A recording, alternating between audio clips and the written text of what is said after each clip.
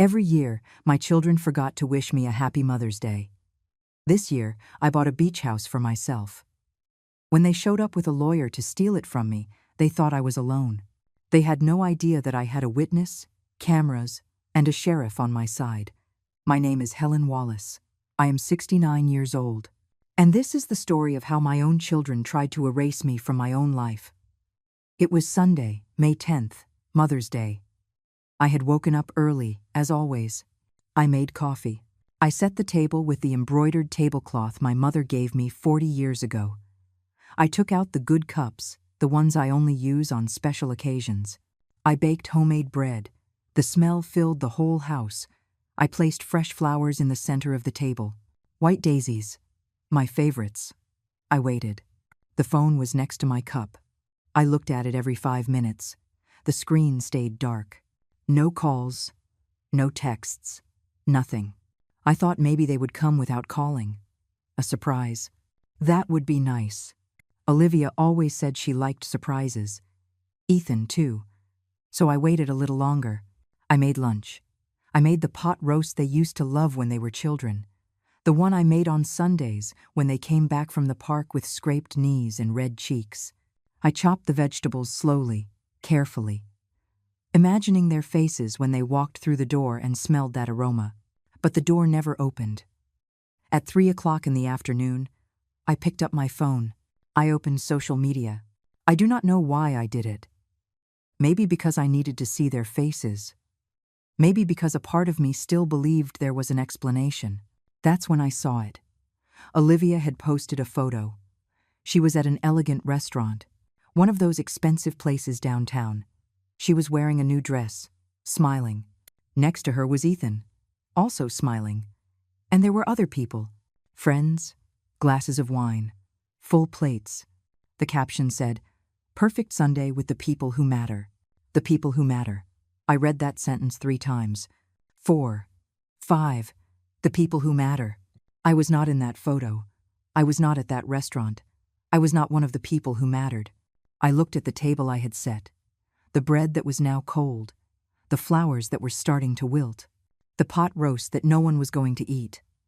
I did not cry. I did not scream. I just stayed there. Sitting. Staring at the void that existed between what I expected and what my life really was. But something changed in that moment. Something small, like a tiny crack in a pane of glass. Barely visible, but enough for everything else to start breaking. Because this was not the first year. Last year they did not call either. Olivia sent a text at 11 o'clock at night. It said, "Sorry, Mom, the day just flew by. Love you." Empty words. Words written in 10 seconds and forgotten in 5. The year before was worse. They promised to come for lunch. I prepared everything. I bought a special cut of meat. I made Ethan's favorite dessert. I waited until 4 o'clock in the afternoon. Then Olivia called. She said something had come up. Something urgent. She did not specify what. She just said, "You know how it is, Mom." And she hung up. No, I did not know how it was. But now I was starting to understand. I put the food in the refrigerator. I washed the dishes. I folded the tablecloth. I put the flowers in a smaller vase. All in silence. All with slow automatic movements. I could not sleep that night. I stared at the ceiling, thinking, remembering, trying to find the exact moment when I had become invisible to them. Was it when they got married? When they had their own families? When they got important jobs and big houses? Or was it before? Was it when I raised them alone after their father abandoned us? When I worked 2 jobs so they could go to good schools? When I sold my jewelry to pay for Olivia's college tuition? When I mortgaged the house to help Ethan start his business? Was that when I stopped mattering? The next day, Monday, my phone rang. It was Olivia. "Hi, Mom," she said with that cheerful, shallow voice she had perfected over the years. "How are you?" "Fine," I replied. "That's good. Hey, sorry about yesterday. It was a crazy day. We had a commitment we couldn't cancel. You know how it is." That phrase again. You know how it is. "Yes," I said. "I know. We'll make it up to you soon. I promise." "Oh, and Ethan wanted to call you too, but he's in meetings all day. He sends his love." Of course, I said. We hung up. 30 seconds. That was it. 30 seconds to fulfill her obligation, so she could tell herself she had called her mother, that she had done the right thing. I sat on the living room armchair, the same armchair where I rocked them when they were babies, where I read them stories before bed, where I comforted them when they had nightmares. And that is when I understood something fundamental. This was not carelessness. This was not forgetfulness. This was intentional. They had erased me.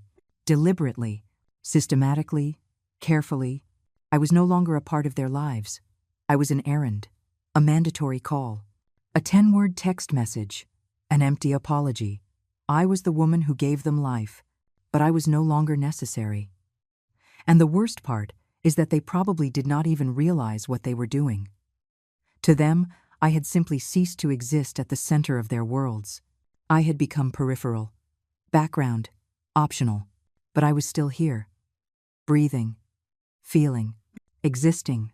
And at that moment, sitting in that armchair, with the afternoon sun streaming through the window, I made a decision.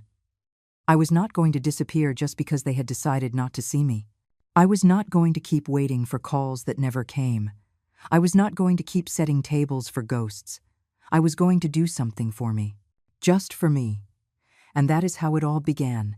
The memories started coming like waves, one after another, without mercy, without rest. I stayed awake that night, and the next, and the next, because once I opened that door in my memory, I could not close it again.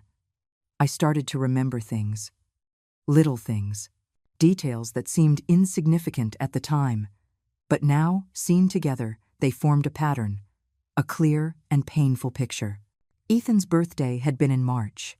2 months earlier, I had sent him a gift, an expensive shirt I saw in a downtown store.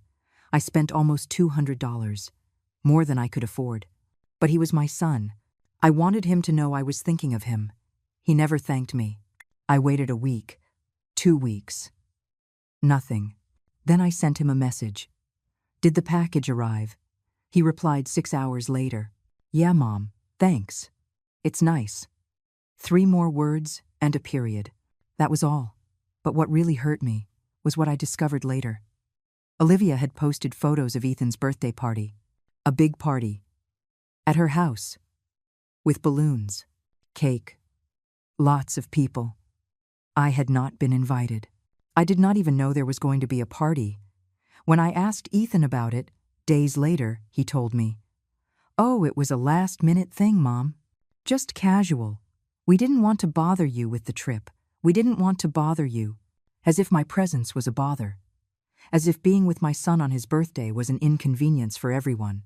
But I kept remembering. In February, it had been Valentine's Day. Olivia posted photos of a romantic dinner with her husband, champagne glasses, candles, red roses everywhere. She looked happy. I sent her a message that day. "Have a beautiful night." She never replied. In January, it was New Year's. I called them both, Ethan and Olivia. I wanted to wish them the best for the coming year. I wanted to hear their voices. Neither of them answered.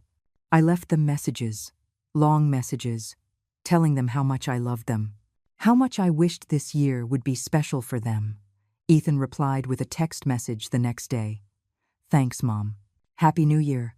Olivia never replied. But what hurt the most was Christmas. December of last year, just 5 months ago, we had agreed to spend Christmas together. At my house, like we always had. I bought everything. The turkey, the ingredients for dinner, the gifts. I decorated the whole house. I put up the tree, the lights, everything.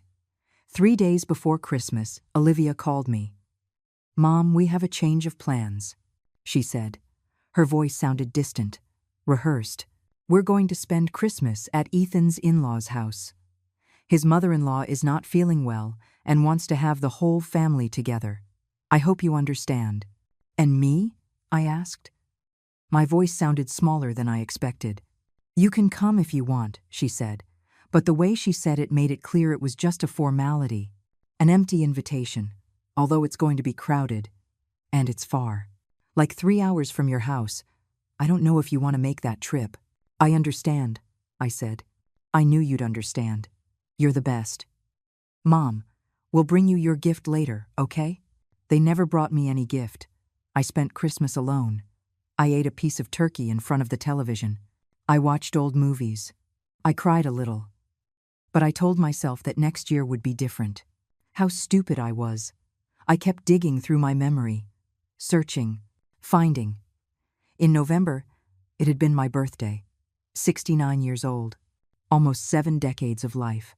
Olivia sent a text at 10 o'clock at night. "Happy birthday, Mom. God bless you."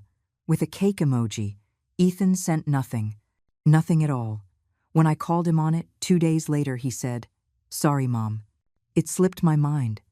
I've had a lot of stress at work. You know how it is. You know how it is." That phrase had become their universal excuse, the answer for everything, the shield they hid behind. But there was more. So much more. In October, they had a family gathering. On Olivia's side, a meal to celebrate I don't know what. I saw the photos on social media. Her husband's entire family was there. Cousins, aunts, uncles, grandparents. Children running around, laughter. I had not been invited. When I asked Olivia, she told me, "It was just something for David's family, Mom. I didn't want to make you uncomfortable by putting you in the middle of people you don't know." But her mother-in-law was there, and her mother-in-law did not know everyone either. But she had been invited. I had not. In September, Ethan asked to borrow money. $500. He said it was an emergency, that he would pay me back in 2 weeks. I gave him the money, even though it meant I would have to tighten my budget that month, even though it meant skipping some meals, even though it meant not buying the medicine I needed. I gave it to him because he was my son. He never paid me back. And when I asked him about it, a month later, he said, "Oh, Mom, don't pressure me. I'll pay you back. Don't be like that. Don't be like that." As if I were the bad guy. As if asking him to keep his word was an attack. In August, it was Olivia's daughter's birthday, my granddaughter. Emma was turning 7 years old. I bought her a beautiful gift, a doll I had seen on her wish list. It cost $150. But she was my granddaughter, my only granddaughter. I went to the party. With my gift wrapped in shiny paper, with a big bow, I arrived early. I rang the doorbell. Olivia opened the door. She looked surprised, almost annoyed. "Mom," she said, "I didn't know you were coming." "What do you mean you didn't know?" "It's Emma's birthday. I'm her grandmother." "Yeah, of course. It's just, well, it doesn't matter. Come on in." She let me in. But she did not greet me warmly. She did not hug me. She just stepped aside so I could pass. The house was full. Kids, parents, decorations everywhere. Balloons, music, a table full of sweets. But no one spoke to me. I sat in a chair in the corner. I held my purse in my lap. I watched Emma open her gifts. When she opened mine, she barely looked at it. "Another doll?" she said, listlessly. And she set it aside. Olivia did not even thank me. I stayed for an hour, maybe less. No one noticed when I left. All these memories, all these small exclusions, all these moments when they made me feel invisible. They were not accidents. They were not coincidences. It was a pattern, a clear and deliberate pattern. They had been erasing me, little by little, day after day, until it reached the point where they did not even bother to hide it. I sat in my living room, surrounded by old photos, photos of when they were children, when they needed me, when I was their whole world. When did everything change? At what point did I stop being Mom and become a burden? Because that's what I was now. I knew it. I felt it. I was the inconvenient woman, the one who asked questions, the one who waited for calls, the one who wanted attention. It was too much. It was always too much. And they had decided, without telling me, that it was easier to just push me aside, keep me at a distance, give me crumbs of affection when they felt guilty. But not anymore. Because that night, looking at all those photos, I understood something fundamental. I could not keep living like this. I could not keep waiting for love from people who had decided not to give it. I could not keep begging for a place in my own children's lives. I had to do something. I had to change my life. And I had to do it now, before I completely forgot who I was, before I disappeared completely. The next morning, I woke up different. I do not know how to explain it. It was as if something inside me had broken, or maybe it had been fixed. I am not sure. I got up. I made coffee. I sat by the window, and for the first time in years, I did not think of them first. I thought of me. Who was I now? I was not the mother they needed. That was already clear. They did not need me. Maybe they never really needed me. They only needed what I could give them. The money, the support, the sacrifice. But me as a person, me as Helen, me with my dreams and my desires and my heart, that never mattered to them. And the time had come to accept it. Not with anger, not with shouting, not with drama, just with the quiet, devastating clarity of someone who finally sees the truth. My children did not love me the way a daughter and a son should love their mother. Maybe they cared for me in some distant, convenient way. Maybe they thought of me when they needed something. Maybe they even felt guilty from time to time. But true love, love that is shown with presence, with time, with effort, with sacrifice, that love did not exist, and I had spent years trying to convince myself otherwise. Years making excuses, years justifying, years hoping things would change. But things were not going to change. They were not going to change. And if I wanted to have a life worth living, I had to be the one to change. I stared out the window for hours, watching the cars go by, watching people walk, watching the world keep moving even though my heart was breaking. And then I had a thought, a small thought, almost insignificant, but it grew and grew until it filled my whole head. What if I just left? Not forever, not dramatically, just, what if I built a life away from them? A life that was mine, only mine. What if I stopped waiting?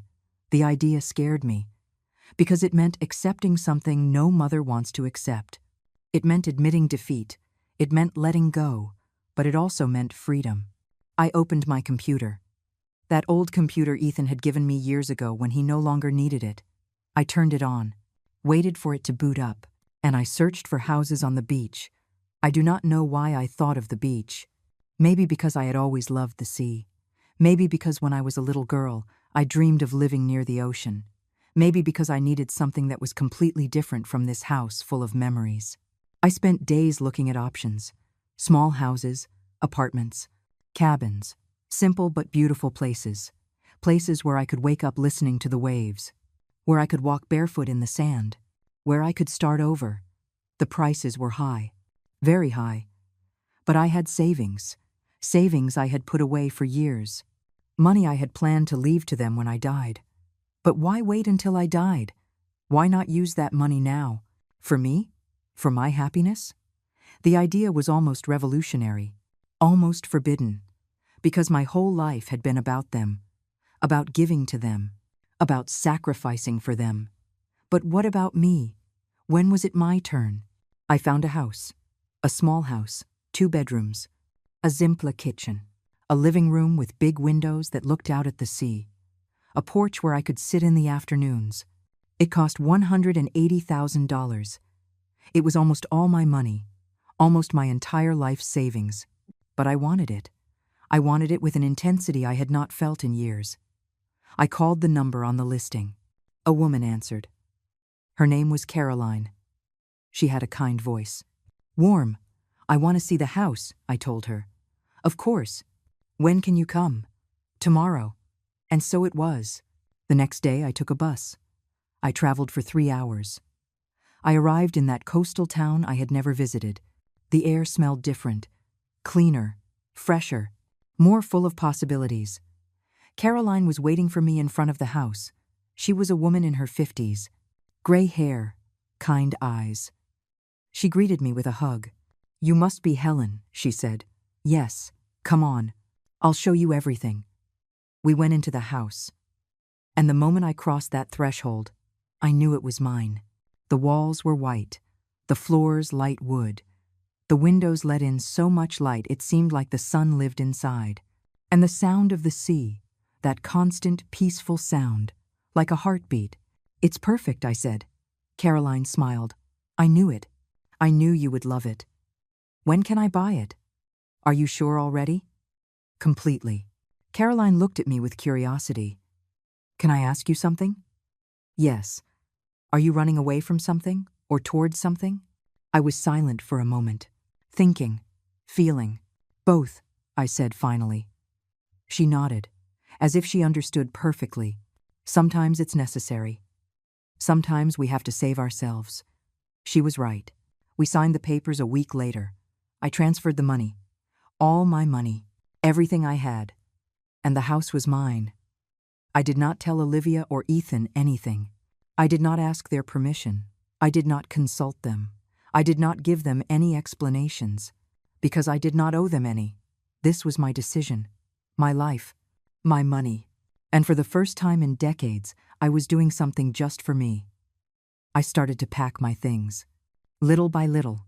Clothes, books, photos, the essentials. I was going to move in a month. I was going to leave this house, this city, this life. I was going to start over. But 3 days before the move, Caroline called me. Helen, she said. Her voice sounded worried. I need to tell you something important. What is it? I was talking with a lawyer friend of mine. I told her about your purchase, about you having children, and she told me something that worried me. What? She said you should protect that property legally, that you should make sure no one can take it from you, especially family. She said she's seen many cases where children try to take their elderly parents' property. I froze. Why would they do that? I asked, although I already knew the answer. For money. It's always for money, or for control, or because they think they're entitled. But it's my house. I bought it with my money. I know. But sometimes that doesn't matter. Sometimes family finds ways to complicate things. What should I do? Come see my friend. Her name is Claire. She's very good. She can help you protect yourself. The next day, I went to see Claire. Her office was small but neat. She was a young woman, maybe 35 years old, but she had a serious professional gaze. I told her everything. About the house, about my children, about how they had treated me. She listened in silence, taking notes, nodding from time to time. When I finished, she leaned back in her chair. Helen, she said, I'm going to be very honest with you.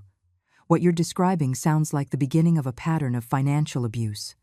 I'm not saying your children will definitely try something, but the signs are there. The emotional distance, the requests for money, the lack of respect, all of that can escalate. What can I do? First, you need to document everything, every conversation, every message, every interaction. Second, you need to legally protect this property. We're going to create a trust. We're going to install security cameras in the house. And we're going to make sure that if anyone tries anything, we have evidence. Do you really think it's necessary? Claire looked me straight in the eye. I hope not. I hope your children simply let you live in peace. But if I've learned anything in this job, it's that it's better to be prepared. Because when things get ugly, they get very ugly, very fast. So I did everything she told me. I installed cameras. I hired a lawyer. I saved every message, every call, and I waited. Because something told me this was not over. Something told me that when Olivia and Ethan found out about the house, everything was going to explode. And I was right. I moved to the beach house in June, a Tuesday morning. The moving truck arrived early. 2 men loaded my few belongings, boxes of clothes, some furniture, photographs I could not leave behind, even though they hurt to look at. I closed the door of my old house for the last time. The house where I raised my children, the house full of memories, some good, most now tinged with sadness. I did not look back. The drive was long but peaceful. I arrived in the mid-afternoon. The sun was high. The sea was sparkling. And when I got out of the car in front of my new house, I felt something I had not felt in years. Peace. The first few days were an adjustment. Unpacking, arranging, meeting the neighbors, walking on the beach, getting used to the constant sound of the waves. I did not tell Olivia or Ethan I had moved. I just stopped answering their occasional calls with the same urgency. I stopped being available all the time. I stopped being the mother who waited by the phone. 2 weeks passed. 3. A month. Neither of them asked where I was. Neither of them noticed my absence. Or if they did not care enough to investigate. And that confirmed everything I already knew. But then, one Saturday morning, everything changed. I was watering the plants on the porch when my phone rang. "It was Olivia, Mom," she said. Her voice sounded strange, too sweet, too interested. "How have you been? We haven't talked in a while." "Fine," I said. Cautious. "That's great. Hey, Ethan and I want to come visit you. We haven't seen you in so long. How about this weekend?" It was so unexpected I was speechless. Visit me? After months of indifference? After years of making me feel invisible? "What's this all about?" I asked. "What's what all about? We're your family. We miss you. Can't we want to see you?"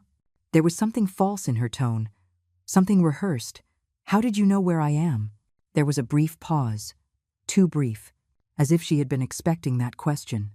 "We went to your house, the old house, and the neighbors told us you had moved. They gave us your new address. A lie. I had not left my address with the neighbors." "I see," I said. "So, can we come? Tomorrow maybe? We'll bring lunch. We'll spend the day together." Something in my stomach twisted. An alarm. A warning. "Let me think about it," I said. "I'll call you later." I hung up before she could insist. I stood there, phone in my hand, my heart beating fast. How had they found my address? And why this sudden interest? I called Claire immediately. "Something is happening," I told her. I told her about Olivia's call. "Have you mentioned the house to them?" she asked. "No, not to anyone. Only you and Caroline know." Then someone else told them. Or they found out on their own. "Helen, I don't like this. I don't like this at all. What do you think they want?" "I don't know, but I suggest you turn on the cameras. All of them. And don't let them into the house alone." "Do you have someone who can be with you?" "I can ask Caroline." "Do it. And keep me informed of everything." I called Caroline. I explained the situation. She did not hesitate for a second. "I'm on my way right now," she said. "And I'll stay the whole weekend if necessary." She arrived that same afternoon with a small suitcase and a determination in her eyes that made me feel less alone. "I don't know if I'm overreacting," I told her. "You're not overreacting. Trust your instincts. If something feels wrong, it probably is." The next day, Sunday, Olivia called again. "Mom, we're on our way. We're leaving in an hour. Do you need us to bring anything?" "Olivia, I don't think it's a good idea for you to come today." "Why not?" "I already told you we want to see you." "I'm busy." "Busy with what?" "Come on."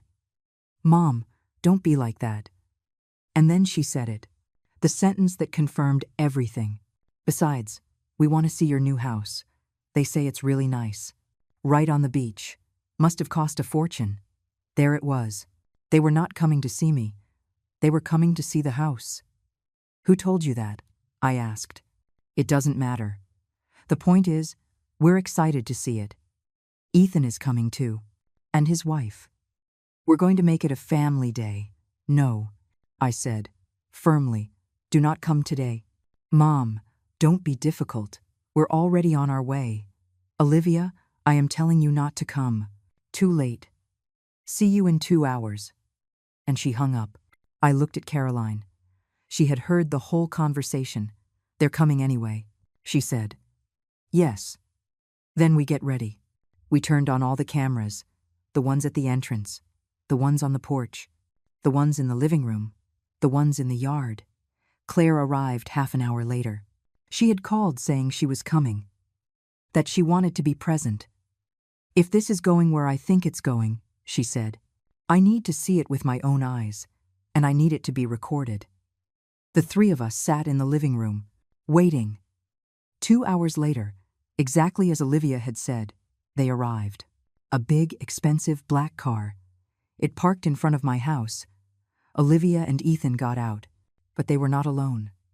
With them was a man I did not know, Gray suit, briefcase in hand, serious face, and behind him, Ethan's wife. A woman who had always treated me with disdain.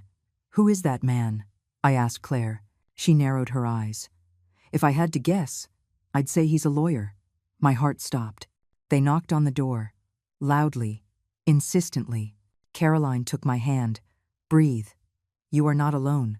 I opened the door. Olivia walked in first. Without waiting for an invitation, looking at everything, evaluating, calculating. "Mom," she said. But she did not hug me. She did not even really look at me. Her eyes were fixed on the house, on the windows, on the view of the sea. Ethan came in next. He did not greet me warmly either. Just a quick kiss on the cheek. Cold, mechanical. And then the man in the suit entered. "Mrs. Wallace," he said, extending his hand. "My name is Richard Price. I'm an attorney. I represent your children." There it was. The confirmation. They had not come to visit me. They had come to take my house. Claire stood up. "I'm Claire, Mrs. Wallace's attorney, and I'd like to know exactly what you're doing here." Olivia's face changed. Surprise, confusion, anger. "Attorney? Why do you need an attorney, Mom?" "That's an excellent question, Olivia," Claire said. "Why would your mother need an attorney? Is there something she needs to be protected from?" Richard cleared his throat. "Mrs. Wallace, we are here on behalf of your children because they are concerned for your well-being. We have been informed that you made a significant purchase recently, a purchase that used all of your savings, and they are worried that you may not be in a condition to make those kinds of decisions." "Not in a condition," I repeated. My voice sounded strange, distant. "What my client means," Ethan interjected, "is that we're worried someone took advantage of you, Mom. That they convinced you to buy this house. That they manipulated you." "Manipulated," I said. "Yes," Olivia added. "Look, Mom, we understand you're angry with us. Maybe we haven't been the best children lately. We admit it. But this is too much. Spending all your money on a house you don't need. Moving away from your family. This isn't normal." Caroline stepped forward. "I'm Caroline Martin. I sold this house to Mrs. Wallace, and I can assure you no one manipulated her. She came of her own free will, with her own money, and she made her own decision. And who are you to her?" Olivia attacked. "A realtor? A stranger? And now you're here defending her against her own family?" "I am here," Caroline said calmly, "because your mother asked me to be. Because apparently she knew you were coming, and she knew she would need support." "This is ridiculous," Ethan said. "Mom, tell these people to leave. We need to talk. As a family." "No," I said. My voice came out stronger than I expected. "They are staying, and you are going to tell me exactly what you are doing here." Now, Richard opened his briefcase. He took out some documents. "Mrs. Wallace, your children have prepared these documents. They are to protect you, to ensure your assets are safe. Basically, they would transfer the ownership of this house into a trust managed by her children. That way, you could continue to live here, but they would make sure no one takes advantage of you." "A trust managed by them," Claire said. Her voice was ice cold. "You mean you are asking her to give you her house?" "That's not it," Olivia said. "It's for her own good." "My own good," I said. And for the first time in my life, I looked at my children with absolute clarity. Where were you on Mother's Day? Where were you on my birthday? Where were you when I needed you? "Mom, don't start," Ethan said. "Where were you?" I repeated. No one answered. "I'll tell you. You weren't here. You were never here. But now that you have something you want, here you are, with a lawyer, with papers, trying to take away the only thing that is mine." "It's not like that, Mom," Olivia insisted. But her voice no longer sounded convincing. I looked at those papers in Richard's hand. I looked at my children. I looked at their faces. And I knew that everything Claire had predicted was true. They had come to rob me. Claire took the documents from Richard's hands before he could react. She glanced over them quickly. Her eyes moved fast over the pages. Her expression hardened with every paragraph. "This is unbelievable," she said finally. "Absolutely unbelievable." "What is it?" I asked. These documents are not to protect you, Helen. They are to strip you of everything. If you signed this, you would lose all rights to this property. Your children would have total control. They could sell it whenever they wanted. They could kick you out whenever they wanted. And you could do absolutely nothing. That's not true, Richard jumped in. The trust clearly stipulates that Mrs. Wallace can live here until her death. Yes, as long as they allow it, Claire retorted. But it also stipulates that they can make any decision about the property without her consent, including selling it if they deem it necessary for her medical care, which is a clause so broad it basically gives them a blank check to do whatever they want. You're misinterpreting, Olivia said. Her voice rose. This is all to protect Mom. From whom? Asked Caroline. From you. From people like you, Olivia spat. Strangers who show up out of nowhere and suddenly act like better children than we are. I don't pretend to be her daughter, Caroline said quietly. I'm just someone who treats her mother with respect. Something you two clearly never learned to do. Ethan stood up. We are not going to stay here and be insulted. No one is insulting you, I said. They are just telling the truth. The truth? You want the truth, Mom? Ethan took a step toward me. The truth is, you've always been difficult, always demanding attention, always making us feel guilty. Nothing was ever enough for you. We were never enough. I was the difficult one. My voice trembled. I, who worked 2 jobs to give you an education. I, who sold my things to pay for your whims. I, who never denied you anything. I was the difficult one. Always with the same thing, Olivia said. Always reminding us of everything you did. As if we owe you our entire lives. I don't need to remind you of anything. You know it. You just chose to forget it. This is getting us nowhere, Richard interrupted. Mrs. Wallace, my clients are willing to be generous. If you sign these documents today, they will commit to visiting you once a month, to calling you every week, to including you in family celebrations. I stared at him, incredulous. You are bribing me with affection, I said. You are offering me crumbs of attention in exchange for my house? It's not a bribe, Olivia said. It's a compromise. We all win. You have your house. We make sure you're protected. And we rebuild our relationship. What relationship? I asked. We didn't have a relationship. You erased me from your lives years ago. That's not true, Ethan said. But he sounded weak, unconvincing. No? When was the last time you came to visit me? When was the last time you called just to see how I was? When was the last time you included me in anything without me having to ask? Silence. Exactly, I said. Claire moved closer to me. She spoke in a low voice. Helen, I need you to tell me something. Do you have all the conversations saved? The messages? The calls? Yes, I said. Everything, just like you told me. Good, because we're going to need them. She turned back to Richard. Your proposal is unacceptable, and I suggest you review the Civil Code, specifically the articles on financial exploitation of the elderly, because what you are trying to do here fits that definition perfectly. We are not exploiting anyone, Richard said. But for the first time, he sounded unsure. No? Then explain to me why your clients show up unannounced, with legal documents already prepared, pressuring a 69-year-old woman to sign over control of her property. Explain to me why they didn't consult with her first, why they didn't respect her decision to buy this house with her own money. Because we're worried, Olivia insisted. Is that so hard to understand? We are her family. We have a right to be worried. The problem, Caroline said, is that you were never worried before. Only now. Only when there's money involved. You don't know anything about our family, Olivia yelled at her. I know enough. I know your mother spent Mother's Day alone. I know she spent Christmas alone. I know you never visited her, never called her. And now, suddenly, you're the concerned children of the year. Do you know what I think? I think you saw an opportunity. A house on the beach, $180,000. And you decided that money should be yours. $180,000, Ethan repeated. His eyes went wide. You paid $180,000 for this house. There it was. The final confirmation. They did not know exactly how much it cost. They just knew it was valuable. That was all your money, Ethan continued.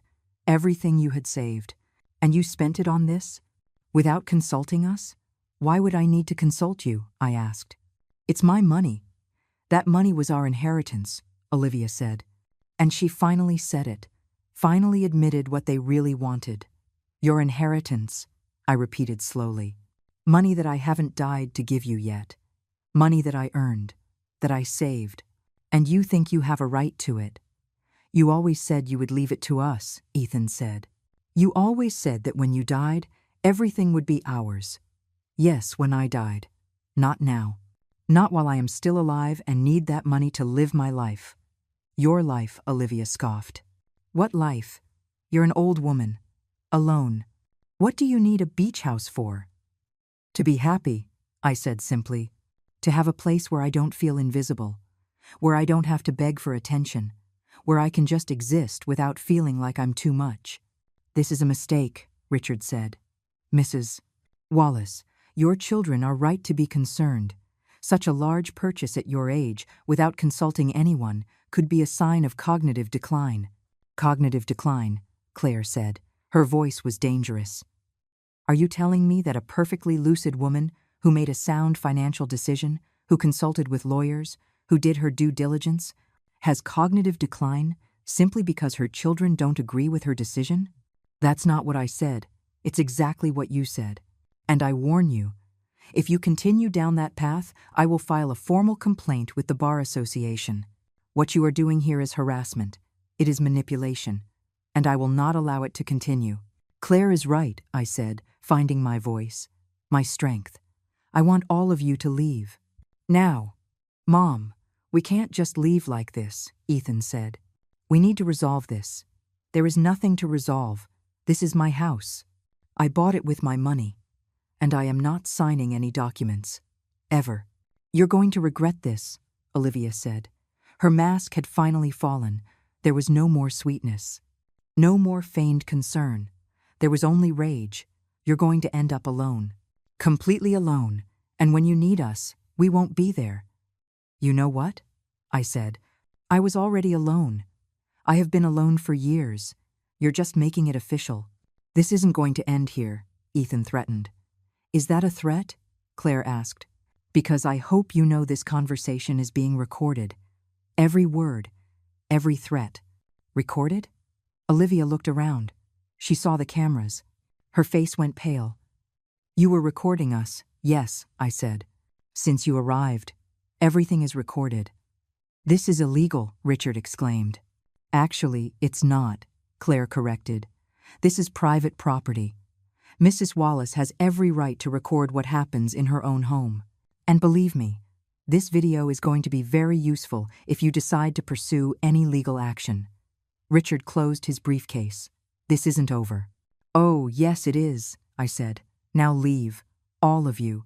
And don't come back unless you are willing to treat me with respect, with real love. Not this farce. Olivia looked at me with pure hatred. You are selfish. You always were. Everything was always about you, never about us. It's funny you should say that, I replied, because I spent my entire life making everything about you. But the first time I do something for myself, I'm selfish. You know what? Maybe I am, and maybe I should have been a long time ago. Ethan grabbed Olivia's arm. Let's go. This is a waste of time. Go, I repeated. And don't come back. The three of them left. Richard first. Then Ethan. Then Olivia. She stopped at the door. She looked at me one last time. You're going to die alone, she said. Better alone than surrounded by people who only want me for my money, I answered. The door closed behind them. I heard the car start, drive away. And then, finally, I collapsed. Caroline held me as I cried. I cried for everything. For the lost years. For the love I never received. For the betrayal. For the devastating clarity of finally seeing my children for what they really were. But I also cried with relief. Because it was finally over. I had finally told the truth. I had finally defended myself. You did so well, Caroline whispered to me. You were so brave. I don't feel brave, I said. I feel destroyed. That's normal. But it will pass, and you will be better. I promise you. Claire was reviewing the recordings on her computer. She had connected the cameras and downloaded all the videos. This is gold, she said. We have everything documented. The threats, the admissions, the manipulation. If they try anything legally, this destroys them. Do you think they will? I asked. Honestly, I don't know. It depends on how desperate they are. But now we have something they didn't expect. Evidence. And that gives us power. They stayed with me that night. Both of them. Caroline slept on the couch, Claire in the guest room, and I, for the first time in weeks, slept deeply. The next day, Monday morning, Claire returned early. We need to be proactive, she said. We can't just wait and see what they do. We have to get ahead of them. What do you suggest? First, we're going to strengthen the legal protection of this property. I'm going to create documents that unequivocally prove you are in full possession of your mental faculties. We're going to get medical evaluations. We're going to get witnesses to testify to your competence. Is all that really necessary? Yes, because if they decide to go the mental incapacitation route, we need to have overwhelming proof to the contrary. We can't leave any loose ends. For the next 2 weeks, I did exactly as Claire instructed. I went to see a doctor, Dr. Daniel Lewis, a geriatrician with 30 years of experience. He ran tests, cognitive exams, memory evaluations, everything. Mrs. Wallace, he told me after reviewing the results, you are perfectly fine. Your mind is clear. Your memory is excellent. There is absolutely no sign of cognitive decline. In fact, you're in better shape than many people 20 years younger. He gave me a detailed report, an official document certifying my mental competence. I also visited a psychologist, Dr. Ann Martin. I told her everything, about my children, about the neglect, about the betrayal. She listened, took notes, and at the end, she told me something I will never forget. Helen, what you have done requires immense strength. Many people in your situation simply give up. They accept the mistreatment. They normalize the neglect. But you said enough. You chose your own happiness over their approval. That is not selfishness. That is self-preservation. That is mental health. She also gave me a report, certifying that I was emotionally stable, that my decision to buy the house was not the product of depression or impulse, but a conscious and healthy choice. Claire gathered everything. The medical reports, the videos, the text messages, the call logs, everything. Now we have a solid case, she said. If they try anything, we are more than ready. But days passed, and nothing happened. Then weeks. No calls, no messages, no lawyers knocking on my door. Absolute silence. And that silence confirmed everything I already knew. They did not miss me. They were not worried. They were just waiting, planning their next move. Don't trust the calm, Caroline warned me. People like them don't give up that easily. She was right. A month after their visit, a certified letter arrived. From Richard Price's law firm. I opened it with trembling hands. I read it once, twice, 3 times. I could not believe what I was seeing. They were suing me. Olivia and Ethan were suing me for mental incapacity. They were asking a judge to declare me incompetent, to appoint a legal guardian, and they, of course, were offering themselves as guardians. If they won, they would have total control of my life, my money, my house, everything. I called Claire immediately. I already know, she said. I received the notification this morning, and I'm already preparing the defense. How can they do this? How can they lie like this? Because they're desperate. And because they probably think they're going to win. They think you're just an old woman with no resources, no defense, no one to support you. But we have a chance. Helen, we don't just have a chance. We are going to win. And when we win, they are going to be exposed. They are going to be ridiculed. And they are going to have to pay the court costs. When is the hearing? In 6 weeks, which gives us enough time to prepare. For those 6 weeks, I worked harder than I had in years. Claire coached me. She made me practice what I would say in court, how I would behave, what I would wear. You have to look competent, she told me. Lucid, confident. You cannot hesitate. You cannot cry. You cannot show weakness. I practiced in front of the mirror, over and over, memorizing the answers, controlling my emotions. Caroline helped me prepare emotionally. She reminded me why I was doing this. She reminded me that I had a right to live my life, that I owed nothing to anyone. They are going to try to make you feel guilty, she told me. They're going to say you're a bad mother, that you abandoned your family. But you know the truth, and that truth is your power. We also got witnesses, the neighbors from my old house, who could testify about how Olivia and Ethan never visited me, how they left me alone for days, weeks, months.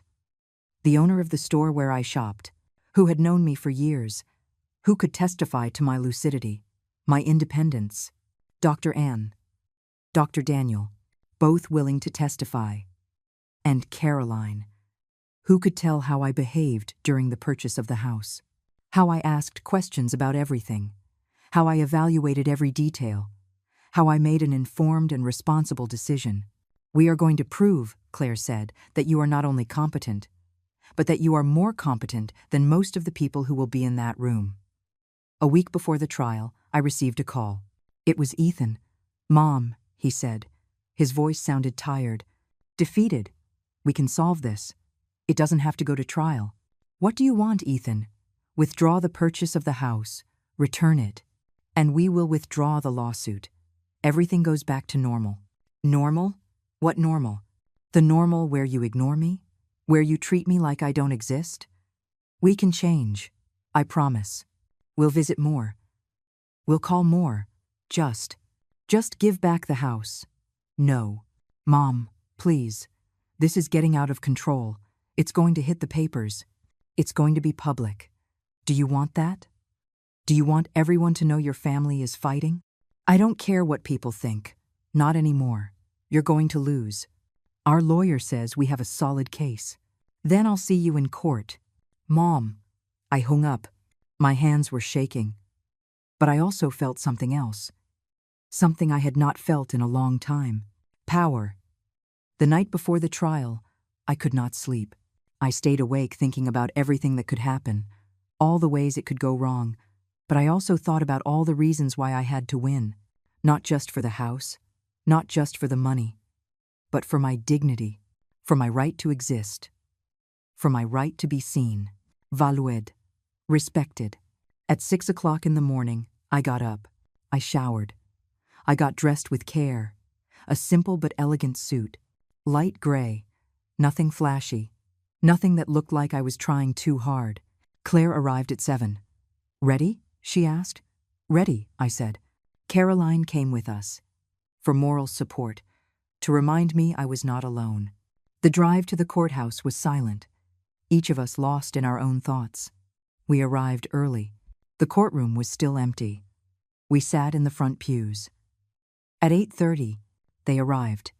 Olivia, Ethan, Richard, and 2 other people I did not know, probably their own witnesses. Olivia looked at me. I looked right back at her. Without blinking, without looking away, I was not afraid of her anymore. I no longer felt small in her presence. She was my daughter. But she was also my adversary. And I was ready to fight. The judge entered at 9 o'clock on the dot. Case number 2847, the clerk announced. Olivia Wallace and Ethan Wallace versus Helen Wallace. Petition for declaration of mental incapacity. The judge was an older man, in his 60s. Serious face. Tired eyes. Very well, he said. Let's hear from the plaintiffs first. Richard stood up, and the trial began. Richard walked to the center of the room. He adjusted his suit, cleared his throat, and began to speak with that rehearsed lawyer's voice he had perfected over the years. Your Honor, we are here today because 2 concerned children fear for their mother's well-being. Helen Wallace, 69 years old, recently made an alarming financial decision. She spent her entire life savings, $180,000, on a property she does not need. A beach house, far from her family, far from her support network. This impulsive and uncharacteristic decision raises serious concerns about her ability to make responsible financial decisions. I bit my tongue. Claire had warned me. Do not react. Do not show emotion. Let them talk. Furthermore, Richard continued, Mrs. Wallace has cut off communication with her family. She has isolated herself. She has refused help. She has hired lawyers and installed security cameras as if her own family were a threat. This paranoid behavior is another sign of mental decline. Paranoid. He called me paranoid for protecting myself from them. My clients do not seek to control their mother. They only want to ensure she is safe, that she is not exploited, that her final years are dignified and protected. That is why we request that the court appoint a legal guardian, someone who can oversee her finances, someone who can make decisions in her best interest. He sat down, pleased with himself. The judge looked at his papers. Do you have witnesses? Yes, Your Honor. We call Olivia Wallace. Olivia stood up. She walked to the stand. She swore to tell the truth. She sat down, and her performance began. My mother was always a strong woman, she said. Her voice trembled perfectly, as if she were holding back tears. She raised us alone. She worked hard. She gave us everything. But in recent years, I've noticed changes. She's become forgetful, confused. Sometimes she calls and repeats the same stories. Sometimes she forgets we've already spoken. A lie, a pure lie. And then, suddenly, without telling anyone, she buys this house, a very expensive house, in a place she'd never even visited, without consulting us, without thinking of the consequences. When we found out, we tried to talk to her, but she became defensive, aggressive. She accused us of horrible things, said we didn't love her, that we had abandoned her. None of that is true. We're just worried. How often did you visit your mother before this purchase? The judge asked. Olivia hesitated. Just for a second. But it was enough. Well, not as often as we would have liked. We both work. We have our own families. But we called. We always called. How often? Once or twice a month. Another lie. Claire knew it. I knew it. And soon the judge would know it too. Richard asked more questions. Olivia answered with more lies. They painted me as a fragile woman, confused, easily manipulated. Then they called Ethan. He was more direct, less emotional. My mother changed, he said. She's not the same. She used to be reasonable. Now she's stubborn, irrational. She became obsessed with this idea that we don't love her, that we abandoned her. But it's not true. We've always been there for her. Were you present on Mother's Day this year? The judge asked. Ethan tensed. No, we had a prior commitment. And the year before, we also had commitments. And did you call her that day? Silence. Mr. Wallace, I asked if you called your mother on Mother's Day. I sent a text, he said finally. At night, the judge wrote something in his notes. After Ethan, Richard tried to call a psychiatrist, someone who had never met me, but who had reviewed the case and believed I showed signs of decline. Claire objected immediately. Your Honor, this witness has never evaluated my client. He has never spoken with her. His opinion is based solely on information provided by the plaintiffs. It is completely inadmissible, the judge agreed. The psychiatrist could not testify. Richard looked frustrated. That is all, Your Honor. We rest our case. The judge turned to Claire. Does the defense wish to present its case? Yes, Your Honor. Claire stood up, and at that moment, everything changed. Your Honor, what we are witnessing here is not the case of a mother with mental decline.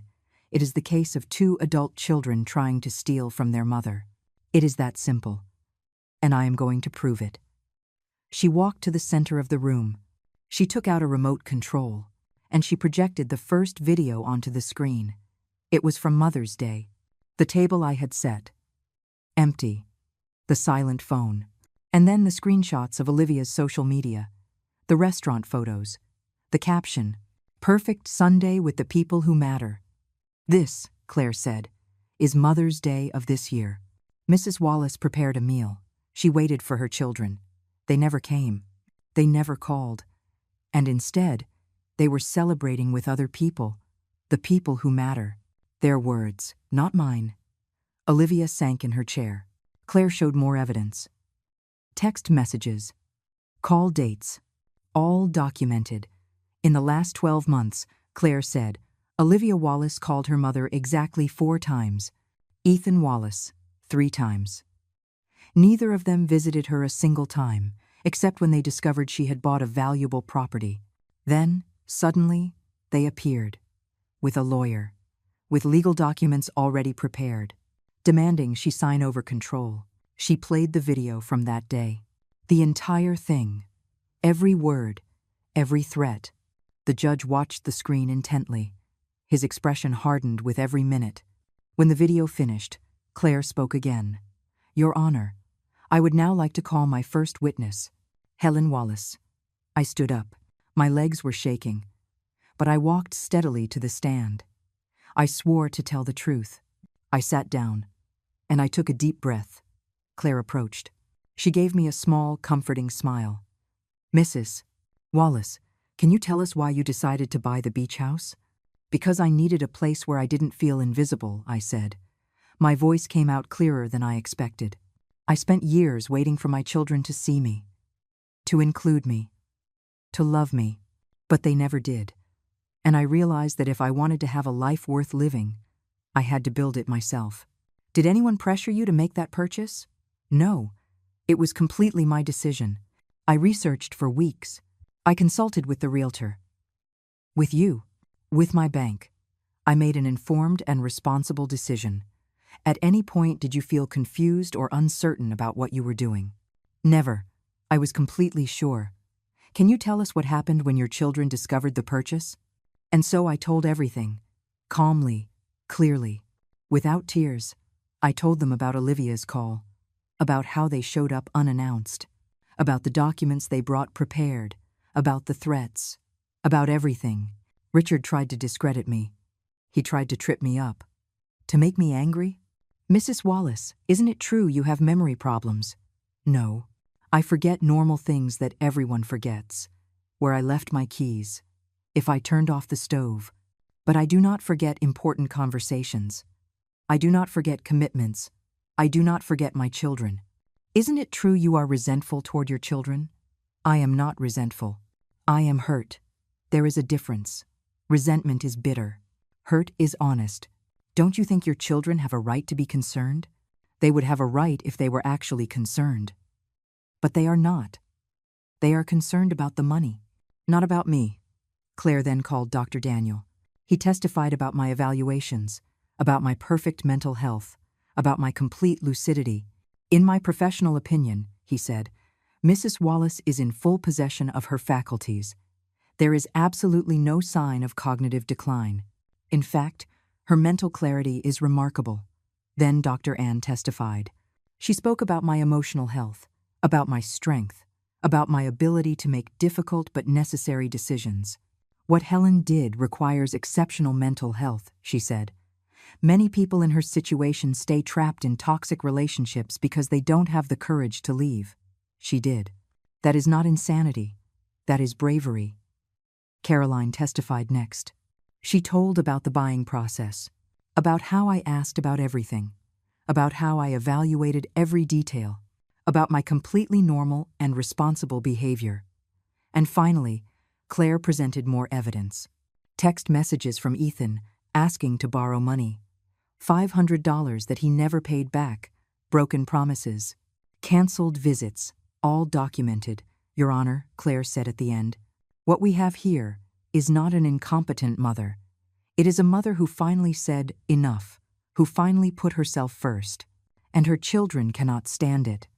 Not because they are worried about her, but because they are worried about their inheritance. They are worried that the money they thought was theirs is no longer available. So they invented this story of mental incapacity. But as we have proven today, it is exactly that. A story, a lie, and an attempt at financial exploitation of a senior citizen. She sat down. The judge reviewed his notes for what seemed like an eternity. The courtroom was completely silent. You could only hear the ticking of the clock on the wall. Finally, he looked up. I have heard enough, he said, and I have seen enough. and my decision is as follows. My heart was beating so hard I thought everyone could hear it.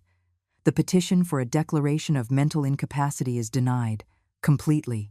Mrs. Helen Wallace is clearly in full possession of her mental faculties. She made an informed and responsible financial decision, and she has every right to live her life as she chooses. I felt the air return to my lungs. Furthermore, the judge continued, I find that this lawsuit was frivolous and motivated by financial interests. The plaintiffs will pay all court costs, and I warn Miss Olivia and Mr. Ethan Wallace that any future attempt to harass or manipulate their mother will be met with the full severity of the law.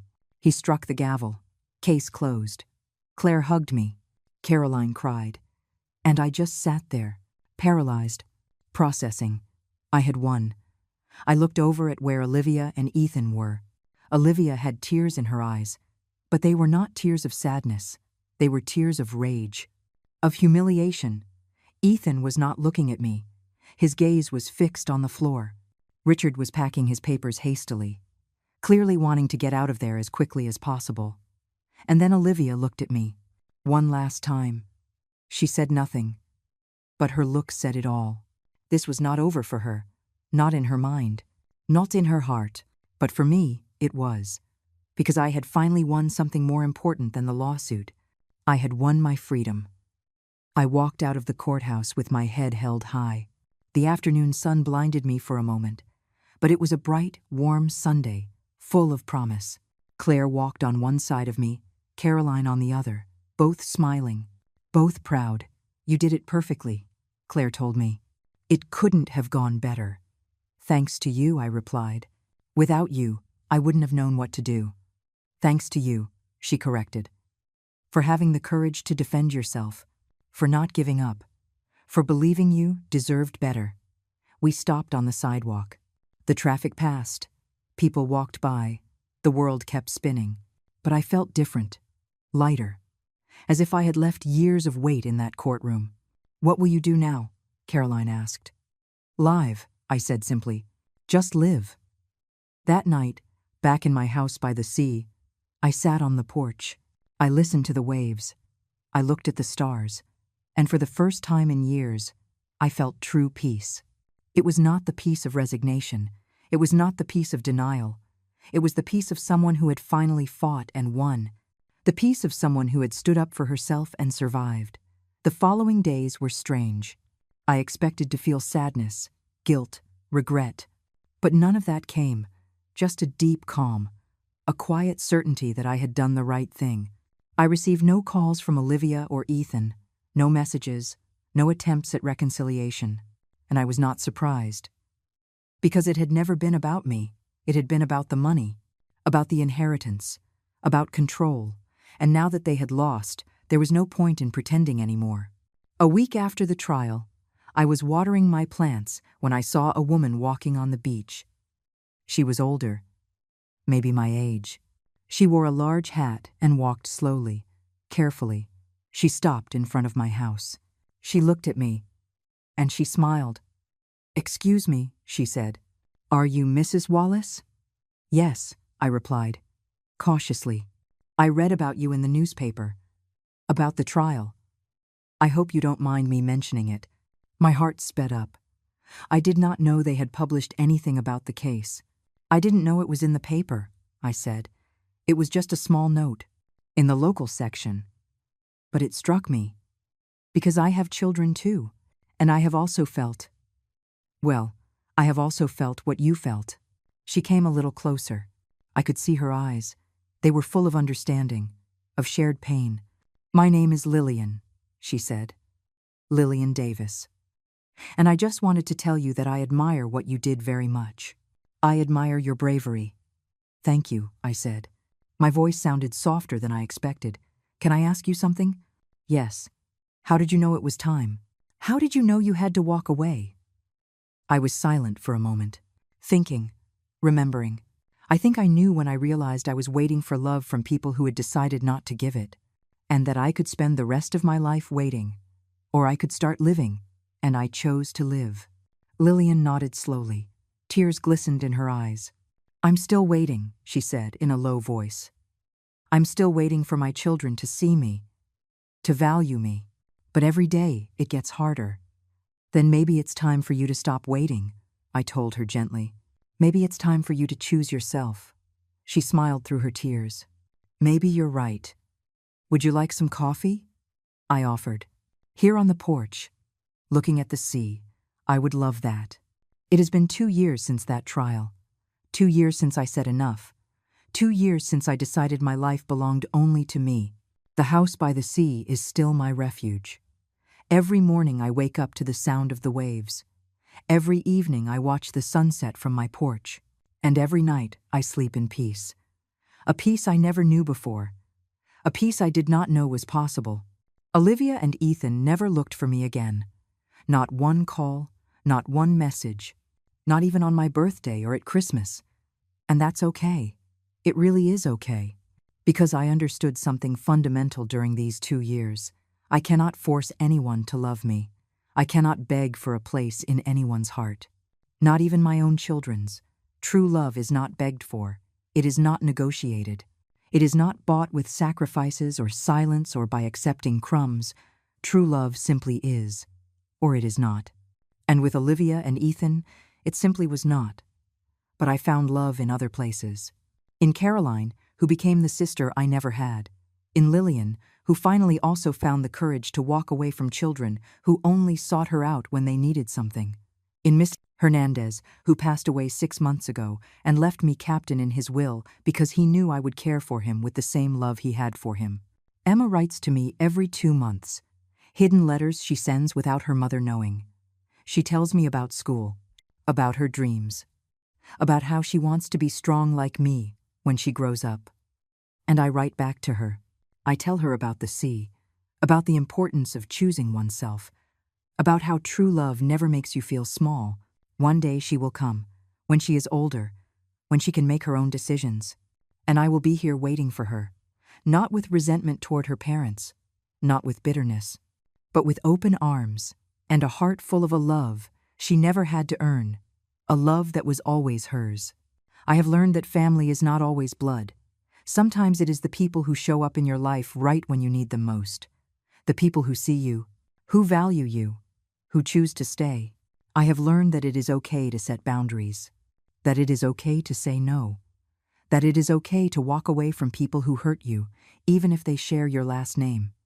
I have learned that it is never too late to start over, that at 69 years old, you can build a completely new life, a life that makes sense, a life that is yours.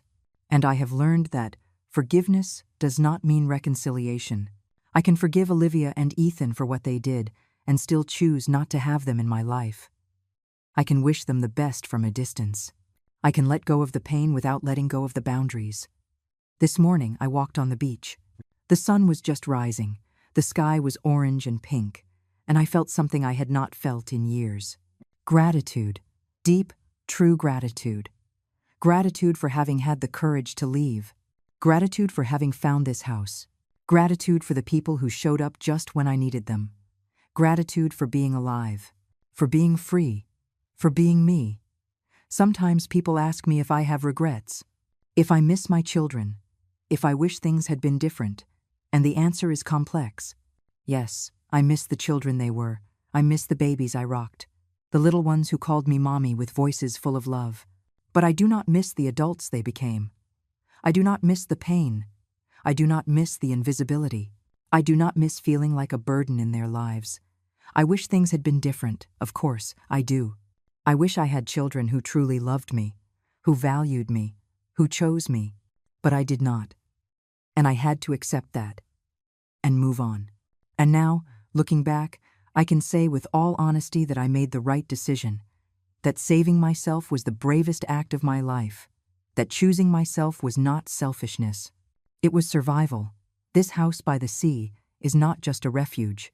It is a symbol, a daily reminder that I deserve beauty. I deserve peace. I deserve a life worth living. And every day that I wake up here, every day that I see the ocean, every day that I breathe this clean, salty air, I am living that life. It is not the life I imagined when I was young. It is not the life I dreamed of when my children were small. But it is my life. completely mine. And it is enough. More than enough. It is all I need. And if you are reading this, if you are listening to my story and you see yourself reflected in it, I want you to know something. It is never too late. It is never too late to choose yourself, to set boundaries, to build a life that makes sense for you. No matter your age, no matter how long you have waited, no matter how much you have sacrificed, you also deserve to be seen, valued, chosen.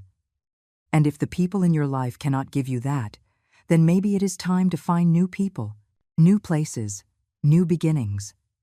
Because life is too short to spend it waiting for love from people who are never going to give it to you. Life is too precious to waste it feeling invisible. So my question for you is this: how much longer are you going to wait? How much longer are you going to accept crumbs when you deserve a feast? How much longer are you going to let others define your worth? Because I waited too long, almost my entire life. And when I finally stopped waiting and started living, everything changed. And you can change your life too. Today. Now. In this moment. You just have to choose yourself. Like I finally chose me.